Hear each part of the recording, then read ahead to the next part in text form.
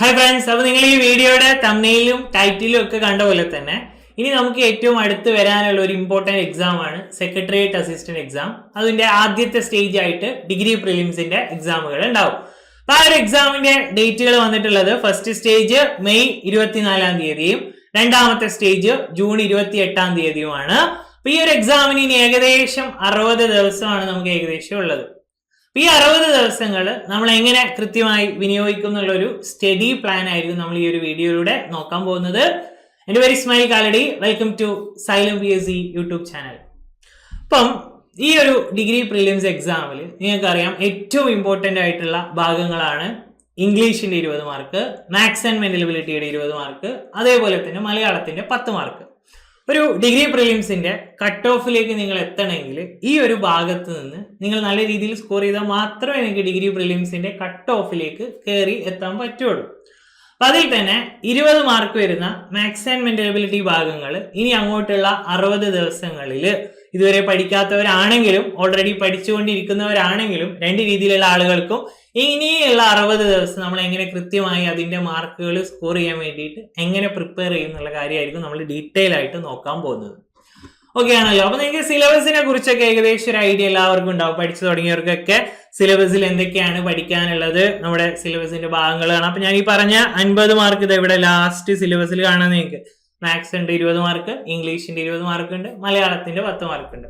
അപ്പൊ അതിൽ മാത്സിൽ 20 mark maximum നമുക്ക് എങ്ങനെ അടിച്ചെടുക്കാം അതാണ് നമ്മൾ ഈ വീഡിയോയിലൂടെ ഡീറ്റെയിൽ ആയിട്ട് നോക്കാൻ പോകുന്നത്. നിങ്ങളൊരു LDC അല്ലെങ്കിൽ 10th ലെവൽ മെയിൻസ് എക്സാം ഒക്കെ എഴുതിയവരാണെങ്കിൽ ആ ഒരു കാര്യത്തിൽ ഉള്ള അതേ സിലബസ് തന്നെയാണ്. അതായത് PSCയുടെ എല്ലാ മെയിൻസ് ലെവൽ എക്സാംസിന്റെയും സിലബസ് സെയിം ആണ്. മാത്സിന്റെയും മെന്റൽ എബിലിറ്റിയുടെയും ഭാഗം ഏകദേശം സെയിം ആണ് സിലബസ്, വലിയ മാറ്റമൊന്നും വരാനില്ല. പക്ഷേ ചോദ്യങ്ങളുടെ ആ ഒരു ലെവല് ഡിഗ്രി എക്സാമിന് കുറച്ചും കൂടെ ഹയർ ആണ്. LDCയിൽ വരുന്ന ചോദ്യങ്ങളുടെ ലെവലല്ല ഡിഗ്രി പ്രിലിംസ് എക്സാമുകളിലോ ഡിഗ്രി മെയിൻസ് എക്സാമുകളിലോ വരുന്നത്. അപ്പൊ നമ്മള് ഈ ഭാഗങ്ങളെ എങ്ങനെ നോക്കാം എന്നുള്ള കാര്യം ഒന്ന് ഓടിച്ചു നോക്കാം. അപ്പൊ എന്താണ്, ആദ്യം തന്നെ സിലബസിലെ 2 ഭാഗങ്ങൾ നമുക്ക് എന്ത് ചെയ്യാം, ഒന്ന് ഗ്രൂപ്പ് ചെയ്യാം. സംഖ്യകളും ഫ്രാക്ഷൻസും ഡെസിമൽസും എന്ന് പറഞ്ഞ ഭാഗം. അപ്പൊ പ്രിലിംസ് എക്സാമിലാണെങ്കിൽ ഈ ഭാഗത്തു നിന്ന് നിങ്ങൾക്ക് എന്തായാലും 2 മാർക്കിന്റെ ചോദ്യങ്ങൾ പ്രതീക്ഷിക്കാം. ആ സിലബസിന്റെ ആ ഒരു 2 ടോപ്പിക്കുകളിൽ നിന്ന് 1 മാർക്ക് അല്ലെങ്കിൽ 2 മാർക്ക്, 1 മാർക്ക് എന്തായാലും ഉണ്ടാവും, 2 മാർക്ക് ഉണ്ടാവാനും എല്ലാ സാധ്യതകളും ഉണ്ട്. പഴയ ക്വസ്റ്റ്യൻ പേപ്പേഴ്സ് അനലൈസ് ചെയ്താൽ നിങ്ങൾക്ക് കൃത്യമായി മനസ്സിലാവും. അതേപോലെ അടുത്ത 3 ടോപ്പിക് എന്ന് പറഞ്ഞാൽ percentage, profit and loss, simple interest, compound interest. അവിടെ നിന്ന് നിങ്ങൾക്ക് 1 or 2 മാർക്ക്, 2 മിക്കവാറും എല്ലാ പ്രിലിംസിലും വന്നിട്ടുള്ളത്, 2 മാർക്കാണ് അവിടെ നിന്ന് വരുന്നത്. അതേപോലെ നിങ്ങൾക്ക് ഉറപ്പായിട്ടും കിട്ടും എന്ന് പറയാവുന്ന 2 ടോപ്പിക് ഇതിലുണ്ട് മാത്സിന്റെ ഭാഗത്ത്. ഒന്ന് ടൈം ആൻഡ് വർക്കിന്റെ ഒരു ചോദ്യം എന്തായാലും ഉണ്ടാവും. അതേപോലെ തന്നെയാണ് എക്സ്പോണൻസിന്റെയും ഒരു ചോദ്യം എല്ലാ ഡിഗ്രി പ്രിലിംസ് എക്സാമുകളിലും നിങ്ങൾ കണ്ടിട്ടുണ്ടാവും. ഇതുവരെയുള്ള ക്വസ്റ്റ്യൻ പേപ്പേഴ്സ് എടുത്തു കഴിഞ്ഞാൽ നിങ്ങൾക്ക് കൃത്യമായി മനസ്സിലാവും ഇവിടുന്ന് 1 മാർക്ക് എന്തായാലും ഉണ്ടാവും. അതുപോലെ തന്നെ ടൈം, സ്പീഡ് ആൻഡ് ഡിസ്റ്റൻസിൽ നിന്ന് 1 മാർക്കിന്റെ ചോദ്യങ്ങൾ പ്രതീക്ഷിക്കാം. ഇവിടെ 2D 3Dയിൽ നിന്ന് 1 മാർക്കിന്റെ ചോദ്യങ്ങൾ പ്രതീക്ഷിക്കാം. പിന്നെ ബാക്കിയുള്ള ടോപ്പിക്കുകളെല്ലാം കൂടെ മിക്സ് ചെയ്തിട്ട് നിങ്ങൾക്ക് ഒരു 4 മാർക്കും കൂടെ അവിടെ കിട്ടാൻ, ഒരു 3 മാർക്കും കൂടെ അവിടെ വരാനുണ്ട്. 10 or 11 മാർക്കിന്റെ മാത്സ് ഉണ്ടാവും. 10 മാർക്ക് എന്നാണ് കറക്റ്റ് പറഞ്ഞിട്ടുള്ളത്, പക്ഷെ ചിലപ്പോൾ 10 ഉള്ളത് ഒരു 11 ആവാറുണ്ട്. അപ്പൊ അവിടെ നിന്ന് നിങ്ങൾക്ക് ഉറപ്പിക്കാവുന്ന മാർക്കുകൾ ഈ പറഞ്ഞ ഭാഗങ്ങളാണ്. നിങ്ങൾ തീരെ ബേസ് ഇല്ലാത്ത ആളുകളാണെങ്കിൽ എന്ത് ചെയ്യണം, ഈ ടോപ്പിക്കുകൾ കൃത്യമായി പഠിക്കണം. അതിന് നിങ്ങൾക്ക് എന്ത് സോഴ്സുകൾ വേണമെങ്കിലും യൂസ് ചെയ്യാം. ഒന്നെങ്കിൽ ബുക്കുകൾ യൂസ് ചെയ്യാം, റാങ്ക് ഫയലുകൾ യൂസ് ചെയ്യാം, അല്ലെങ്കിൽ യൂട്യൂബിലുള്ള ടോപ്പിക് വൈസ് ക്ലാസ്സുകൾ പഠിക്കാം, അതല്ലെങ്കിൽ നമ്മുടെ സൈലത്തിന്റെ ടോപ്പിക് വൈസ് ക്ലാസ്സുകൾ പഠിക്കാം. അപ്പൊ എങ്ങനെയാണെങ്കിലും ഇതിലുള്ള ഈ ഒരു മാത്സിലെ ടോപ്പിക്കുകളെല്ലാം നിങ്ങൾ ഒരു വട്ടെങ്കിലും കുറച്ചൊരു ഐഡിയ ഉള്ളവരായിരിക്കണം. അത് ഉള്ളവരാണെങ്കിൽ അടുത്തത് ചെയ്യേണ്ട സ്റ്റെപ്പുകളാണ് ഞാൻ പിന്നീട് പറയാം. അപ്പൊ ആദ്യം നിങ്ങൾ തീരെ ഐഡിയ ഇല്ലാത്തവരാണെങ്കിൽ എന്തായാലും ഒരു വട്ടം ഈ ടോപ്പിക്കുകളൊക്കെ എന്ത് ചെയ്യണം, ടോപ്പിക്കായിട്ട് തന്നെ പഠിച്ചിരിക്കണം. എല്ലാ ഭാഗങ്ങളും, ഈ പറഞ്ഞ 12 ഭാഗങ്ങളും, അതിൽ ഏറ്റവും ഇമ്പോർട്ടന്റ് ആയിട്ടുള്ള ഭാഗങ്ങൾ ഞാൻ അവിടെ മാർക്ക് ചെയ്തിട്ടുണ്ട്.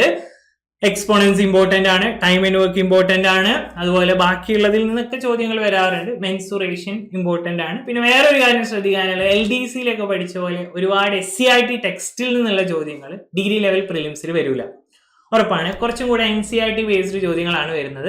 അപ്പൊ നമ്മുടെ ജോമെട്രിയിൽ നിന്ന് വളരെ ഡീപ്പായിട്ട് SCERT നമ്മുടെ LDC പരീക്ഷയിലൊക്കെ ചോദിച്ച പോലത്തെ ചോദ്യങ്ങൾ പ്രിലിംസിൽ വരാറില്ല. കൂടുതലും 3Dയുടെ ചോദ്യങ്ങളാണ് വരാറുള്ളത്. 3D മെൻസുറേഷന്റെ ചോദ്യങ്ങളാണ് ഇവിടെ കൂടുതലും വരാറുള്ളത്. അതുപോലെ എക്സ്പോണൻസിന്റെ ഒക്കെ നല്ല ചോദ്യങ്ങൾ വരാറുണ്ട്. അപ്പൊ അതേപോലെ തന്നെ 10 മാർക്ക് മെന്റൽ എബിലിറ്റി ഉണ്ട്, അത് ഇമ്പോർട്ടന്റ് ആണ്.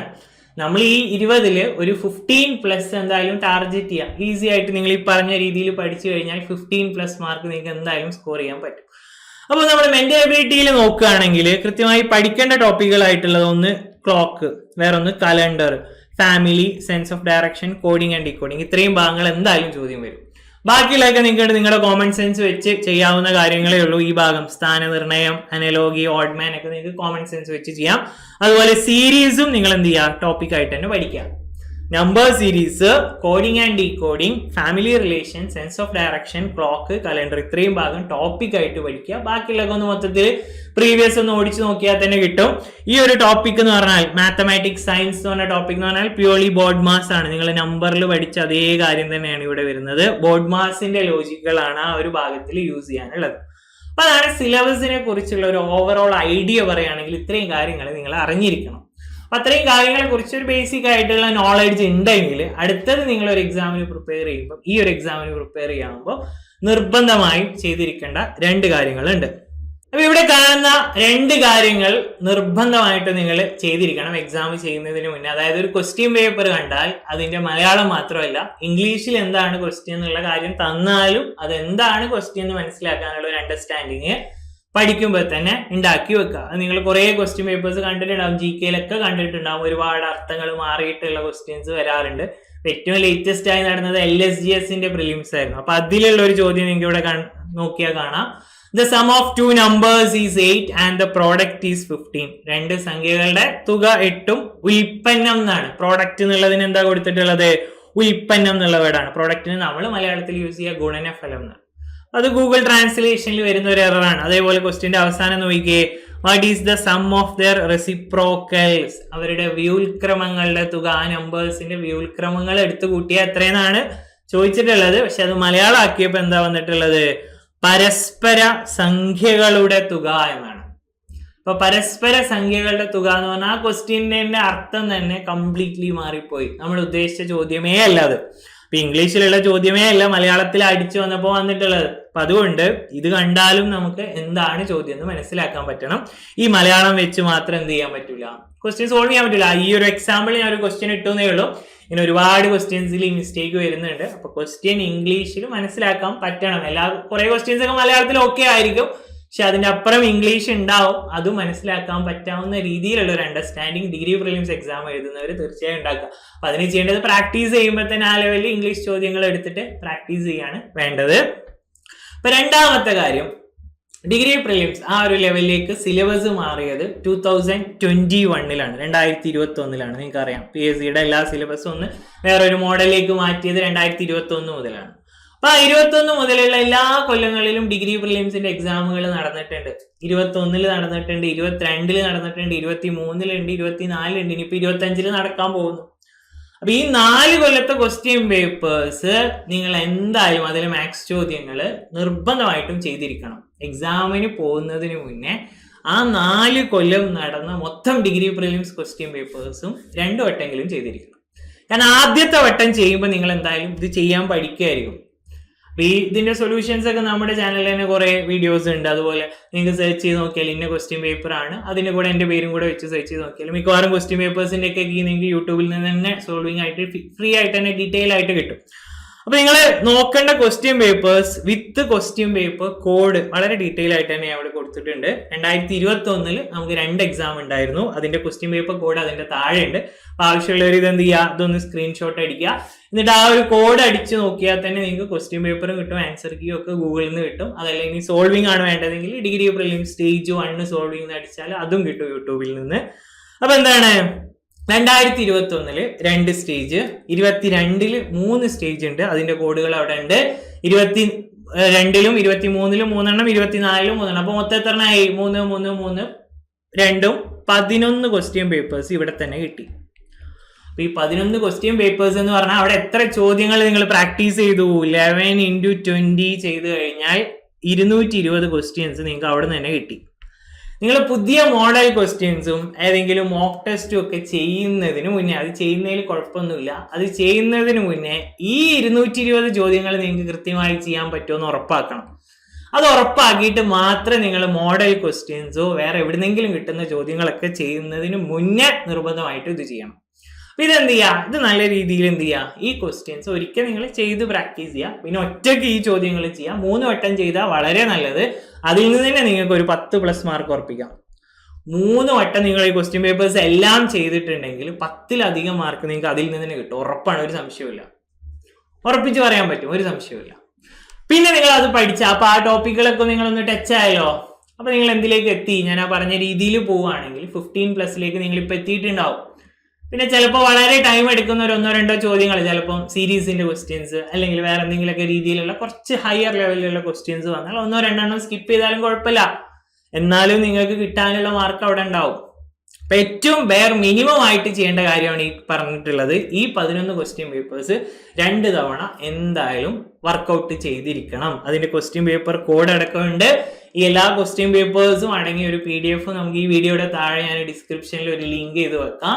എന്ത് ചെയ്യാൻ പറ്റുന്നവർ അത് എടുത്തിട്ട് ചെയ്ത് നോക്കാം. അല്ലെങ്കിൽ നിങ്ങൾ ഈ പറഞ്ഞ പോലെ യൂട്യൂബിലെ സോൾവിങ് വീഡിയോസ് എടുക്കാം, നിങ്ങൾക്ക് അത് നോക്കാം. അപ്പൊ ആദ്യം നിങ്ങൾ എന്ത് ചെയ്യാം, ടോപ്പിക് ഒന്ന് ഒരു വട്ടം കറക്റ്റ് ഓടിച്ച് നോക്കാം.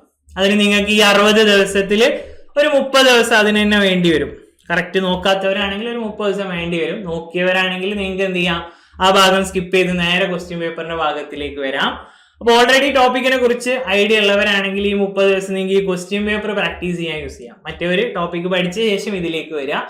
എന്നിട്ട് സമയം ബാക്കി ഉണ്ടെങ്കിൽ അടുത്തതായിട്ട് നിങ്ങൾ ചെയ്യേണ്ട സ്റ്റെപ്പ് എന്ന് പറഞ്ഞാൽ ഡിഗ്രിയുടെ മെയിൻസ് എക്സാം ഉണ്ട്. ഡിഗ്രിയുടെ മെയിൻസിന് ഒരുപാട് നടന്നിട്ടുണ്ട്. 2022 ലാസ്റ്റിലേക്ക് ഏകദേശം 9 എക്സാമുകൾ നടന്നിട്ടുണ്ട്. സെക്രട്ടേറിയറ്റ് അസിസ്റ്റന്റ് ഉണ്ട്, അതുപോലെ SIയുടെ മെയിൻസ് ഉണ്ട്, അസിസ്റ്റന്റ് ഓഡിറ്റർ, അസിസ്റ്റന്റ് ജയിലർ എന്നൊക്കെ പറഞ്ഞിട്ട് ഒരുപാട് എക്സാമുകൾ അടുപ്പിച്ച് നടന്നിട്ടുണ്ട്. അതിന്റെയൊക്കെ ക്വസ്റ്റ്യൻ പേപ്പേഴ്സ് അവൈലബിൾ ആയിരിക്കും. അതെന്ത് ചെയ്യുക, അതൊരു 9 ഉണ്ട്. അതുപോലെ മെയിൻസ് 2023 യൂണിവേഴ്സിറ്റി അസിസ്റ്റന്റ് ഉണ്ട്, അതുപോലെയുള്ള വേറെ ഡിഗ്രി ലെവൽ മെയിൻസ് ഉണ്ടായിരുന്നു. 24 പല ടൈം കീപ്പർ, അങ്ങനെ എക്സൈസ് ഇൻസ്പെക്ടർ, അതുപോലെ LSGSന്റെ മെയിൻസ്, അങ്ങനെ അവിടെയും ഒരു 7 എക്സാം അവിടെയും കിട്ടിയിട്ടുണ്ട്. അപ്പൊ ഇവിടെ 9, 5, 14 ഏകദേശം 21 ക്വസ്റ്റ്യൻ പേപ്പേഴ്സ് ഇവിടെ ഉണ്ട്. ഇതിലെന്താണ്, ഇതിൽ 10 ക്വസ്റ്റ്യനേ ഉള്ളൂ. സിലബസ് സെയിം ആണ്. 10 ഉള്ളത് 5 ആയി. നേരത്തെ 10 മാർക്ക് മാത്സും 10 മാർക്ക് മെന്റലിബിലിറ്റി ഉള്ളത് ഇവിടെ മെയിൻസിൽ എത്തുമ്പോൾ എന്തായി, 5 ആയി. സിലബസിൽ ഒരു മാറ്റവും ഇല്ല. അപ്പൊ ഇവിടെ നിങ്ങൾക്ക് ഒരു 10 ക്വസ്റ്റ്യനും കിട്ടും. 21 × 10 210 ക്വസ്റ്റ്യൻ ഇവിടെയും കിട്ടി. ഇത്രയും ക്വസ്റ്റ്യൻ തന്നെ നിങ്ങൾ ചെയ്താൽ തന്നെ നിങ്ങൾ പെർഫെക്റ്റ് ആയി. അത്രയും നിങ്ങൾക്ക് ചെയ്യാൻ പറ്റിയാൽ തന്നെ നിങ്ങൾ കഴിഞ്ഞു. 220 ക്വസ്റ്റ്യൻ പേപ്പർ ക്വസ്റ്റ്യൻസ് ആദ്യം ചെയ്തു. പിന്നെ ഈ 210 ക്വസ്റ്റ്യനും കൂടെ കഴിഞ്ഞാൽ പിന്നെ അത്ര പഠിച്ചാൽ മതി. അത് പഠിച്ചാൽ തന്നെ നിങ്ങൾക്ക് ഈ പറഞ്ഞ 15-ന് അപ്പുറം മാർക്ക് എന്തായാലും കിട്ടും. അപ്പൊ പഠിക്കേണ്ട രീതി, ആദ്യം ടോപ്പിക്കുകൾ എന്ത് ചെയ്യുക, ഒന്ന് തറവാക്കി വെക്കുക. അല്ലെങ്കിൽ ആദ്യം അതിലേക്ക് എഫേർട്ട് കൊടുക്കുക, എന്നിട്ട് ക്വസ്റ്റ്യൻ പേപ്പറിലേക്ക് വന്നാൽ മതി. അത് ചെയ്ത് കഴിഞ്ഞ ശേഷം ഡിഗ്രി പ്രിലിംസ് ആദ്യം ചെയ്യുക. ആ മൊത്തം ക്വസ്റ്റ്യൻ പേപ്പേഴ്സും 2 വട്ടം മിനിമം 3 വട്ടം ചെയ്താൽ അത്രയും നല്ലത്. അത് കഴിഞ്ഞ് സമയം ഉണ്ടെങ്കിൽ ചെയ്യാവുന്ന കാര്യമാണ്. മെയിൻസിലെ 10 ക്വസ്റ്റ്യൻസ് വീതം ഉണ്ടാവും, അതും എടുത്ത് ചെയ്യുക. അപ്പൊ ഇത് ചെയ്യുമ്പോൾ അതിന്റെ ഇംഗ്ലീഷ് വേർഷനും കൂടെ ഒന്ന് എന്ത് ചെയ്യുക, പ്രാക്ടീസ് ചെയ്യുമ്പോൾ യൂസ് ചെയ്യുക, എന്നാൽ നല്ലതായിരിക്കും. അപ്പൊ ഈ രീതിയിൽ എല്ലാവരും ഒന്ന് പ്രിപ്പയർ ചെയ്തിട്ട് ക്വസ്റ്റ്യൻ പേപ്പേഴ്സിന്റെ ലിങ്ക് താഴെ ഉണ്ടാവും. നിങ്ങൾക്ക് അത് ഉപകാരപ്പെടുന്നുള്ള കാര്യം ഷുവർ ആണ്. എക്സാം കഴിഞ്ഞു കഴിഞ്ഞാൽ നിങ്ങൾ എന്തായാലും ഞാൻ ഈ പറഞ്ഞ രീതിയെ നിങ്ങൾ എന്ത് ചെയ്യുക, അപ്രീഷിയേറ്റ് ചെയ്യും. കാരണം ആ ക്വസ്റ്റ്യൻസിന്റെ ഒരേ പാറ്റേൺ നിങ്ങൾക്ക് വരും, ഉറപ്പാണ്. പ്രിലിംസ് എഴുതുന്നവർ കൃത്യമായി അറിയാം ആ പാറ്റേണിലുള്ള ക്വസ്റ്റ്യൻസ്. നമ്പർ കുറച്ച് മാറ്റും, അങ്ങോട്ടും ഇങ്ങോട്ടും നമ്പറുകളുടെ മാറ്റമേ ഉണ്ടാവുള്ളൂ. ചെയ്യേണ്ട രീതിയും ക്വസ്റ്റ്യൻസും ഒക്കെ സെയിം ആയിരിക്കും. അപ്പോൾ ഒരുപാട് ക്വസ്റ്റ്യൻസ് നിങ്ങൾ ഇതിൽ നിന്ന് തന്നെ ചെയ്യും. അപ്പോൾ മോക്ക് ടെസ്റ്റുകളും മോഡൽ ക്വസ്റ്റ്യൻസും ഒക്കെ ചെയ്യുന്നതിന് മുന്നേ ഫസ്റ്റ് നിങ്ങൾ മാത്സ് ആൻഡ് മെന്റലിറ്റിയിൽ ചെയ്യേണ്ടത് എല്ലാ പ്രീവിയസും ഡിഗ്രി ലെവൽ പ്രീവിയസും ആദ്യം തീർക്കുക. ബാക്കിയൊക്കെ അവിടെ നിൽക്കട്ടെ. 10th മെയിൻസും 12th പ്രീലിംസും അതൊക്കെ ഒഴിവാക്കിയിട്ട് ഡിഗ്രിയുടെ ലെവലിലുള്ള ക്വസ്റ്റ്യൻസ് മാത്രം കൃത്യമായി പ്രാക്ടീസ് ചെയ്യുക. അതിൽ നിന്ന് തന്നെ നിങ്ങൾക്ക് നല്ല രീതിയിൽ മാർക്ക് സ്കോർ ചെയ്യാൻ പറ്റും. ഈ ഒരു സെഷൻ നിങ്ങളുടെ പ്രിപ്പറേഷനിൽ നിങ്ങൾക്ക് ഹെൽപ്ഫുൾ ആയിട്ടുണ്ടാവുമെന്ന് വിചാരിക്കുന്നു. നിങ്ങളുടെ കമന്റുകൾ താഴെ അറിയിക്കുക. വേറെ എന്തെങ്കിലും ചോദ്യങ്ങൾ, പഠിക്കേണ്ട രീതിയെക്കുറിച്ച് വേറെ എന്തെങ്കിലും കാര്യങ്ങൾ എക്സാമിനെ കുറിച്ച് ഉണ്ടെങ്കിൽ താഴെ എന്ത് ചെയ്യുക, കമന്റ് ചെയ്ത് ചോദിക്കുക. ഞാൻ റിപ്ലൈ ചെയ്യാൻ പരമാവധി. Thank you all.